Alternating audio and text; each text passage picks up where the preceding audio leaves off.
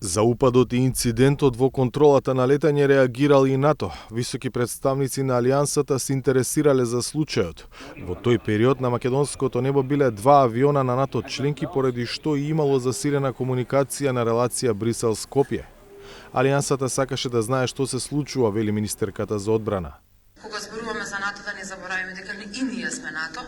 Комуникацијата која што ја имаме е на секојдневна основа на различни нивоа.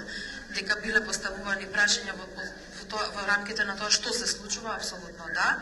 Официјална писмена реакција, барем до Министерството за одбрана нема, меѓутоа секој вид на комуникација ние го сметаме за, се разбира, можеби не загриженост, меѓутоа заинтересираност за тоа што се случува и тоа е сосема легитимно. Во тој момент, на тој ден, на аеродромот во Скопје слетаа 2 авиони НАТО од НАТО земји членки со определена намена, така што јасен интересот на земјите членки на Алијансата кои го изразуваат за ова.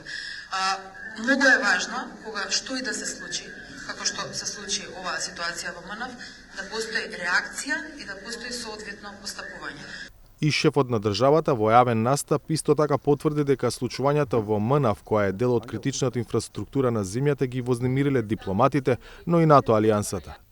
Кога се случи инцидентот, покрај од амбасадите имаше реакции од високи представници на НАТО, чии прашања беа во насока на тоа дали е безбедно македонското небо и за авионите на НАТО, изјави Пендаровски. Брисел пак преку својот амбасадор потсети дека Македонија, земја која е дел од процесот на пристапување кон Европската Унија, преземала обврски во сферата на воздушната навигација како професионалност на кадри и независност на институции кои мора да ги исполни. Јасно е дека постојат обврски кога станува збор за воздушната навигација и обврските кон Европската Унија во поглед на имплементирањето на тие обврски.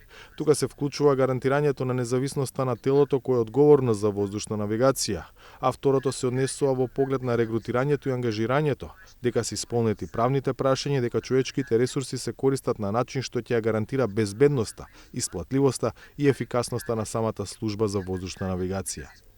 Вчера делегацијата на ЕУ изразија загриженост за случувањата во воздушната навигација и повторија дека очекуваат надлежните институции брзо да ги истражат наводите за кронизам во вработувањата во овие служби, како и несоодветните надворешни влијанија. За Гласот на Америка, од Скопје, Владимир Мирчевски.